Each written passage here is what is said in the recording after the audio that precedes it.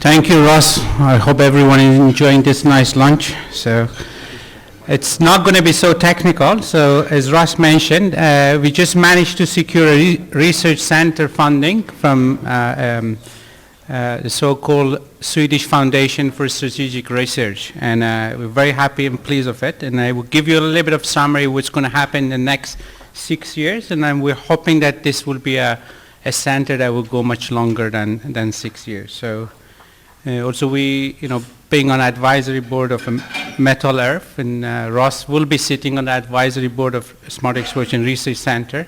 We'll learn quite a bit. And also I would like to mention the European project that was called Smart Exploration Alone help us to nail this proposal. So we started early this year, and we had the inauguration 2 weeks ago. And so with me I have Magdalena Markovic and Mirto Papadopoulou here. So if you want to learn a little bit more about the center, you're welcome to talk to us. So we have 12 institutions. So we have 4 major universities involved. The center is very broad. It's at the national level. And we have stakeholders and mining companies involved as well. So we have Epiroc, so formerly called Atlas Copco. I think you must be all familiar with Epiroc. So they're also partner in the project. So we have Göteborg University, Uppsala would be leading this, and I would be research director of the center. Among the geological surveys, we have all the 4 Nordic geological surveys, including Swedish, Norwegian, Danish, and Greenlanders, the so-called GEOS, and GTK Geological Survey of Finland. And globally, we also have the support of Anglo and BHP, and I will tell you how they will support. We're trying to grow up, so we're working currently on a strategy document, how and regulate how we want to grow up.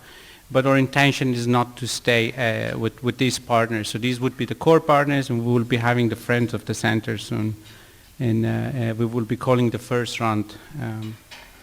So the knowledge gap, today I've seen quite a bit of talks on golds and ferrous-based metals. I haven't heard this, but if you follow what's happening with the mining industry in Sweden, primarily iron, copper, zinc.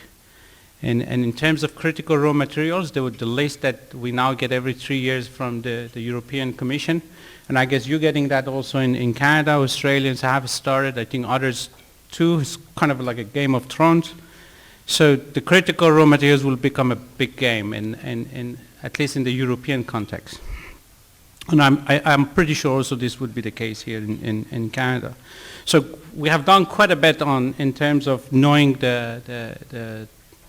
we heard quite a bit about lithospheric scale, mineral systems, deposit scales, but when it comes to critical raw materials, whether you're directly targeting them or you're taking them associated minerals, we really don't know so much. We know them. Lithium alone was explored in Sweden. It was named in Sweden, but we don't really know how they're formed, where to look for them. We don't have exploration models.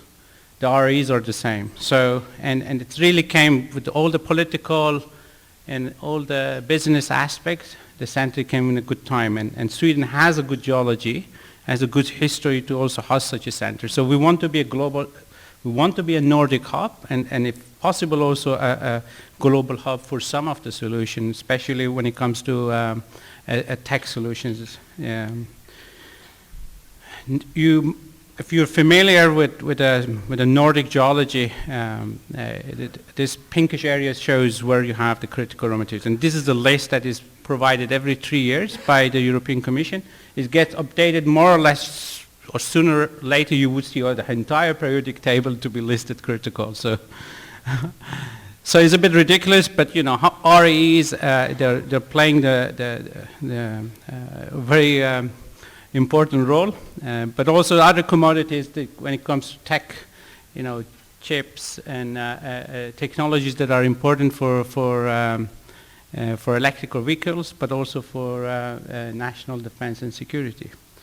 So some of these are available, but are available through countries that Europe is not so happy. So they call this critical. So the supply all of a sudden stops because of political games. But recently, the also European Commission introduced a new term, strategic metals, to the critical raw materials. So strategic metals are, for now, they are copper and nickel, and these are also added. And Sweden has more or less the entire list of the critical raw materials in its geology. And also, we have about 4,000 documented mine tailings that are left, and they also have a potential to be re-looked at and reassessed. And some of these have definitely REs. One of the sites that we're looking at, Bolotberget in central Sweden, apatite was put into the tailing, and apatite now seems to have quite a bit of rare earths in them. So we will be also looking into this. In our European project, we missed entirely the mineral systems. Sweden was pioneer in looking into deep crust. If you're familiar, Dave is sitting here. I don't know if Dave is eating somewhere. So you're here. So Dave, you've been part of this, so you know this. So the very first long transect was shot, one of the first transect was shot in Baltic Sea, where the first evidence of Paleoproterozoic plate tectonic was introduced. And soon after that, we had this work from a little probe, where the first evidence of Archean plate tectonics was introduced. So this is 1991, and I think Dave, you're part of this list, and this is from 1995. So, but since then, everything died out. Everyone wanted just to have a deposit. You know, let's just go to mineralization. We kind of missed it to look into deeper structures, and work has been done, but really very sparse. So we're hoping to get back to the mineral systems, as you guys doing quite a good job. But the core part of us, where we learn from the European project, was these three corners, where we had the tech industry supporting us for instrumentations, but also we have the stakeholders, allowing us to test and validate our solutions. So we developed in the European project, which ended in 2020, 5 prototypes, mainly geophysical. I will also differentiate one thing: the center would not be primary geophysical; it would be actually broad. But we built up this legacy of producing prototypes, and we will be continuing in this in the center with the prototypes, because we know they have a very good KPI for our stakeholders, and we don't want to miss this. So our vision is to be a hub for for mineral exploration. One thing we tell everyone is the pharma industry is very good, in terms of capital and exploration risk. They have the same problem, but they are really predictive. So they predict what's happening in the future, and they know where to invest, they know where to get money, and we hope that we could also do a little bit of a pilot work in that regard in this center. So we will educate new generations that are also predictive and have entrepreneurial mindsets. And they're ready also to take risks. And we don't see this often in the mineral exploration industry. I think it's better a little bit in Canada, but in the Nordic countries, we're very conservative, I would say. So we have 4 hubs. These are not locations, but thematics, green sensing technologies that I mentioned. We will be developing solutions using robotics, solutions that are smart. So you do very minimum, but you can get most. We will be looking at lithospheric structures. We will be shooting long transects, including MT. We will be looking at isotopic composition, whole rock geochemistry, et cetera, And we would not miss the data analytics. So there was some talk about machine learning. So the machine learning is really evolving, emerging field. Whether you like it or not, you can actually do very, very niche stuff with it.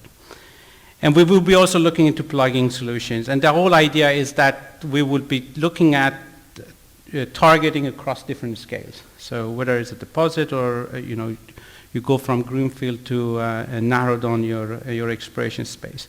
And in Europe, and I think to some extent this is applicable here, we can't miss the social license to operate. So we will have lots of work on ESGs, SLOs, to make sure that our work is also communicated to the public. I'm happy Ian name was mentioned today a few times, Pete Kern. So Ian is part of this group, so he's our gold guy, so he will be working with Tellurium. So these are the core applicants who put the center together. So we have quite a number of geochemist people. So Ian is here from Stockholm University. Thomas Zack, he's an isotope guy, he would be involved. We have in our center a nanotechnology group. We will be looking into developing a solution for extractions and separation of toxic materials from tailings. We have rock mechanics in the group, we have consultants in the group, and we also have the other partners. In sum, we are putting 180 million kron infrastructures also in the center from these institutions. And we have the task force looking into how this should be done. So we want this to be a live center and not everything set on the stone. So we have reserved some part of our funding to call for thematic proposals. If things we have missed, we will be calling partners, researchers, industry partners to team up with our core partners and apply for funding. So there is funding also for international collaboration, and I invite you to also look into this. We also look at into ESG, as I mentioned.